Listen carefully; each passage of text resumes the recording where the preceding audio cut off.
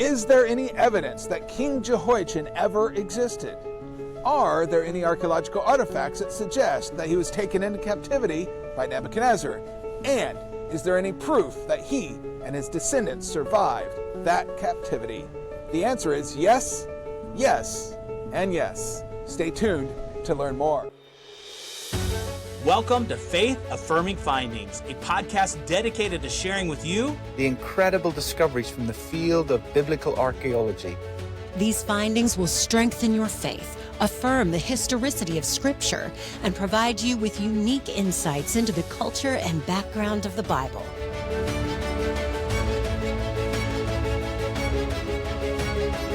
Now, here is your host, Associate Professor of Bible Exposition at Dallas Theological Seminary, Dr. Paul Weaver.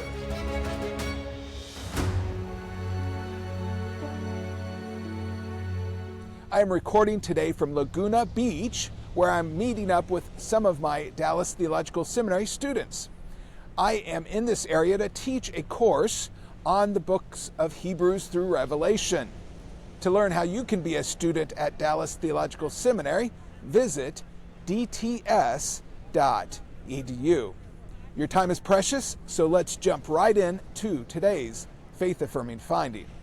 As I discussed in my video on ancient Babylon recently and my video on the Ishtar Gate, Robert Koldewey excavated at ancient Babylon from the years 1899 until 1917. He did this under the auspices of the German Oriental Society. Koldewey discovered approximately 300 tablets with writing on them using the cuneiform script, which are wedge-shaped writing symbols. These tablets were discovered near the famous Ishtar Gate.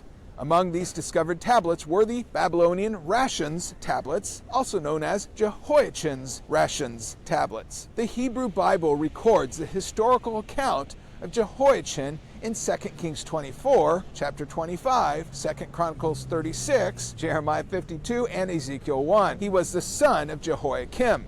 Jehoiachin was his throne name, which means Yahweh establishes. His birth name was Jeconiah, which is utilized by the prophet Jeremiah, Esther, and in Matthew's genealogy. The Bible recounts Jehoiachin's reign, which was short-lived. It only lasted 3 months and 10 days. Yet it was long enough for him to commit evil deeds in the sight of the Lord, just as his father had done before him. The text of Scripture also indicates that Jehoiachin was taken into captivity by Nebuchadnezzar in the 8th year of his reign. The biblical text informs us that 10,000 Israelites were taken into captivity at this time, and only the poorest people were left in the land. In 2 Kings 24, verses 10 to 12, we read, "At that time, the officers of Nebuchadnezzar, king of Babylon, advanced on Jerusalem and laid siege to it. And Nebuchadnezzar himself came up on the city while his officers were besieging it. Jehoiachin, king of Judah, his mother, his attendants, his nobles, and his officials all surrendered to him in the 8th year of the reign of the king of Babylon. He took Jehoiachin prisoner. Jehoiachin and his family would remain captive, but not killed." We're informed that Nebuchadnezzar replaced Jehoiachin with Jehoiachin's uncle, Mattaniah, whose name was changed by Nebuchadnezzar to Zedekiah. This event is also recorded on one of the Babylonian Chronicles, which is discussed in the video on the Babylonian Chronicles. The biblical text also indicates that in the 37th year of exile, Jehoiachin was released.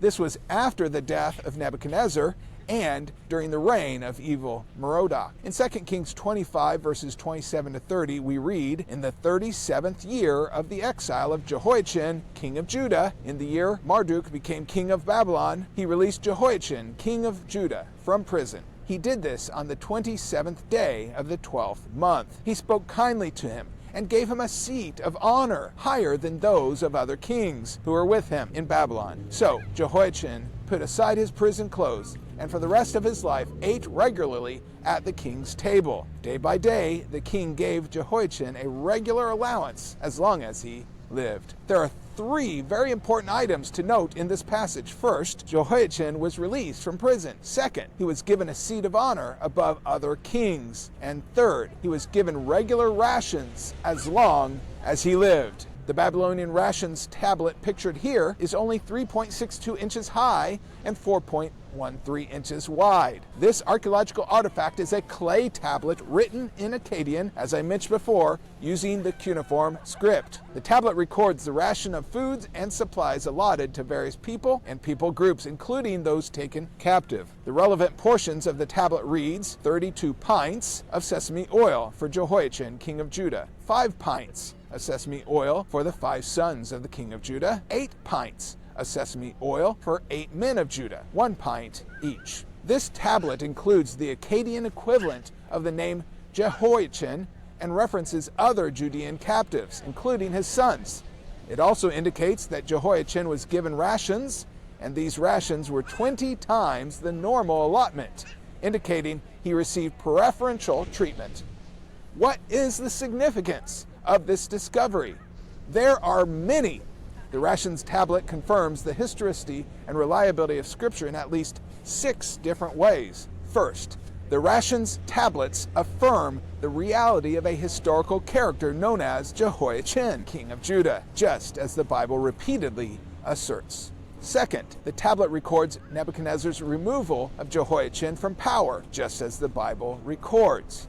Third, the Ration Tablet affirms that Nebuchadnezzar did not kill Jehoiachin and his sons, but rather took them into captivity, just as the Bible states. Fourth, the biblical text states that Jehoiachin was given rations after his release from prison as long as he lived. This is also clearly corroborated by the Rations Tablets. Fifth, the biblical text states that Jehoiachin was given, and I quote, a seat of honor higher than those of other kings. This too is corroborated. The Rations Tablets refers to Jehoiachin as king of Judah.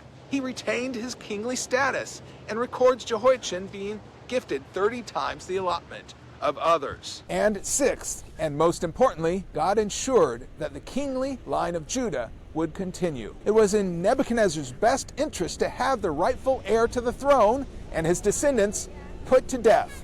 If Jehoiachin and his descendants had been killed, Nebuchadnezzar's threat to the throne would have been eliminated.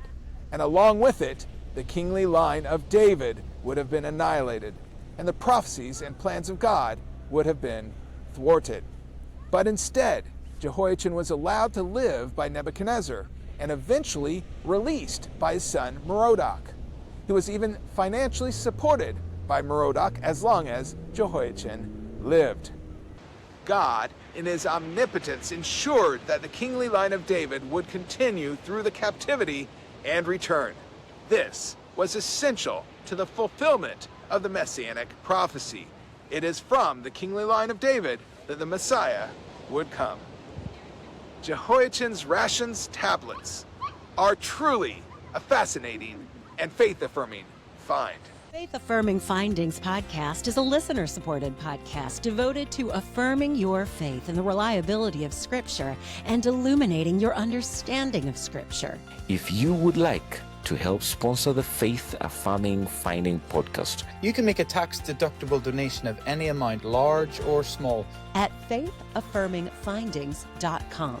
That's faithaffirmingfindings.com and click on the Give tab. We hope you'll join us again next week for another exciting Faith Affirming Finding.